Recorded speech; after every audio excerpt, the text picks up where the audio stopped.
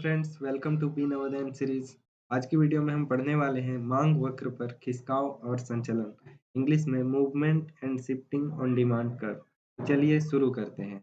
तो दोस्तों, सबसे पहले हम ये समझते हैं कि मांग वक्र पर संचलन और खिसकाव क्या होता है और क्यों होता है। तो दोस्तों, संचलन और खिसकाव दोनों को हम एक साथ तुलना करते हुए पढ़ेंगे ताकि हमें टॉपिक को समझने में आसानी हो। तो दोस्तों, चलिए सबसे पहले हम इसे एक बार ग्राफ में देख लेते हैं, जिससे हमें पता चल जाएगा कि ये जो संचलन है वो क्यों होता है, क्या होता है, कैसे होता है और ये जो खिसकाव है वो कैसे होता है। तो दोस्तों, जैसा कि आप देख सकते हैं कि संचलन में ये जो मांग वक्र है एक बार नीचे की तरफ और एक बार ऊपर की तरफ खुद में ही चलन करता है। और यहाँ आप देख सकते हैं कि खिसकाव में ये जो मांग वक्र है एक बार आगे की ओर और एक बार पीछे की ओर खिसक जाता है।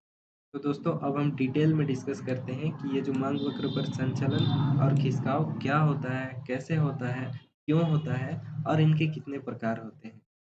तो दोस्तों, ये जो फॉर्मूला है वो मांग फलन वाले टॉपिक में मैंने आपको बताया था। अगर आपने वो वीडियो नहीं देखा तो हमारे प्लेलिस्ट में जाकर वो वीडियो ज़रूर देखिए। इससे आपको ये जो फॉर्मूला है वो बहुत अच्छे से समझ में आ जाएगा। तो दोस्तों, यहाँ पर ये जो dx है वो डिमांड है और ये जो f है वो फंक्शन है। और दोस्तों, ये जो f है वो दिखाता है कि इसमें जो फैक्टर्स दिए हुए हैं वो इस डिमांड को प्रभावित करते हैं। तो दोस्तों, यहाँ पे समझिएगा, ये जो px है इसका हिंदी मीनिंग होता है वस्तु की कीमत। तो दोस्तों, ये जो px है यदि इसके वजह से यानी इसमें परिवर्तन होने की वजह से अगर डिमांड में परिवर्तन होता है तो ये जो मांग वक्र है उस पर संचलन होता है। और दोस्तों, ये जो px है उसको छोड़कर यदि अन्य तत्वों में यानी अदर फैक्टर्स में परिवर्तन होने की वजह से अगर डिमांड में परिवर्तन होता है तो ये जो मांग वक्र है उस पर खिसकाव होता है। तो दोस्तों, हमने यहाँ जाना कि ये जो px है इसके वजह से अगर डिमांड में परिवर्तन होता है तो मांग वक्र पर संचलन होता है। तो दोस्तों, चलिए हम जानते हैं कि मांग वक्र पर संचलन के कितने प्रकार होते हैं। तो दोस्तों, संचलन दो प्रकार का होता है, एक मांग में विस्तार और दूसरा मांग में संकुचन। तो दोस्तों, जब px जो है यानी वस्तु की कीमत जब नीचे आती है यानी घट जाती है और जब डिमांड बढ़ जाती है यानी वस्तु की कीमत जब कम होती है तो डिमांड बढ़ जाती है, ऐसी स्थिति में दोस्तों मांग में विस्तार होता है। यानी इसे इंग्लिश में हम लोग कहते हैं एक्सटेंशन ऑफ डिमांड।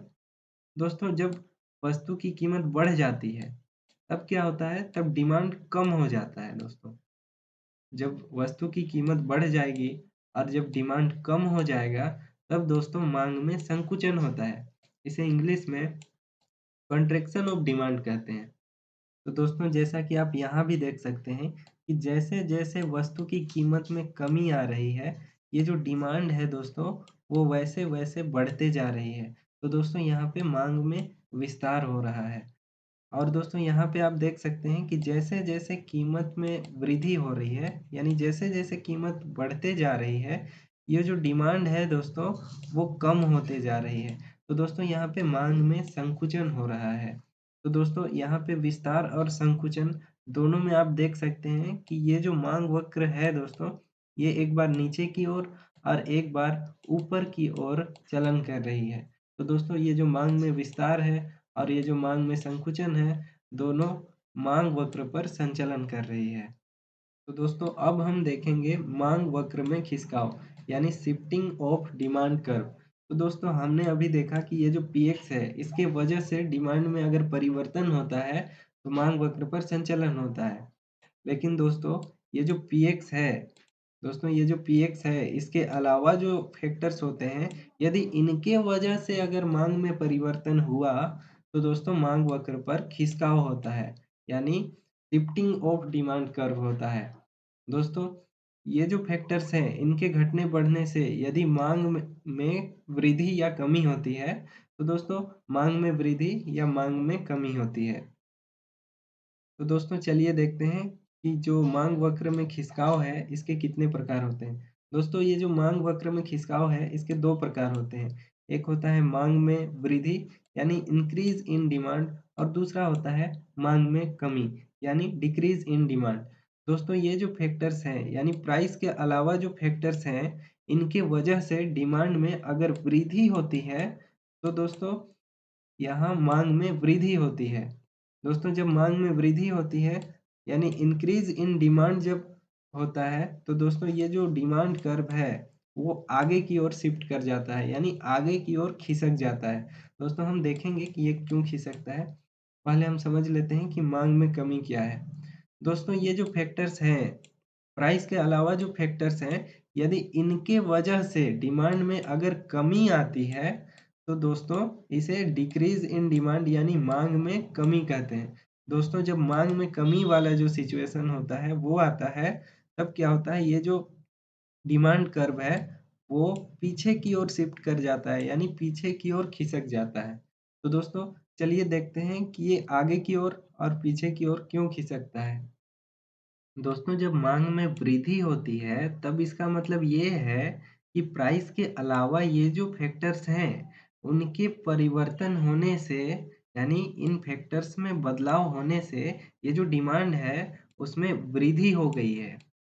यानी यहाँ ध्यान से देखिए, ये जो प्राइस है वो सेम है, इसमें कोई भी बदलाव नहीं हुआ है। ये जो बाकी फैक्टर्स हैं उनमें परिवर्तन होने से डिमांड में परिवर्तन हुआ है। तब इस सिचुएशन को हम मांग में वृद्धि कहते हैं, इंक्रीज इन डिमांड कहते हैं। अब यहाँ देखिए दोस्तों, ये जो वस्तु की कीमत है वो तो सेम है, वो हमारा 10 है। लेकिन फिर भी लेकिन फिर भी प्राइस के अलावा इन फैक्टर्स की वजह से यहाँ पे जो डिमांड है वो बढ़ गया है। तब क्या होगा कि ये जो डिमांड कर्व है उसको आगे बढ़ाना होगा, क्योंकि ये जो डिमांड है वो तो बढ़ गया है, भले ही प्राइस सेम है, ये डिमांड बढ़ गया है। तो मांग में वृद्धि में इसी वजह से ये जो डिमांड कर्व है वो आगे की ओर खिसक जाता है। दोस्तों अब यहाँ देखिए, दोस्तों ये जो मांग में कमी है, मांग में कमी वाला जो सिचुएशन होता है उसमें क्या होता है, उसमें ये होता है कि ये जो प्राइस के अलावा जो बाकी फैक्टर्स हैं इनके वजह से डिमांड में कमी आ जाती है। दोस्तों जब इनके वजह से डिमांड में कमी आ जाती है इसका मतलब ये है कि ये जो प्राइस है उसमें बदलाव नहीं हुआ है। ये जो डिमांड है वो प्राइस के वजह से कुछ भी नहीं हुआ है, ये जो प्राइस के अलावा जो फैक्टर्स हैं उसकी वजह से कम हो गया है। तो दोस्तों ये ग्राफ में देखिए, ये जो वस्तु की कीमत है वो सेम रहेगी, लेकिन फिर भी इन फैक्टर्स के वजह से ये जो डिमांड है वो कम हो गया है। तब हमें ये जो डिमांड कर्व है D1 उसे थोड़ा-सा लेफ्ट में शिफ्ट करना होगा, क्योंकि डिमांड कम हो गया है, भले ही प्राइस सेम है। तो दोस्तों ये जो ग्राफ है वो माँग में कमी वाला सिचुएशन दिखाता है। तो दोस्तों हमारा ये टॉपिक यहीं पे समाप्त होता है। तो दोस्तों अगर वीडियो आपको अच्छा लगा हो तो वीडियो को लाइक करें, शेयर करें और चैनल को सब्सक्राइब ज़रूर।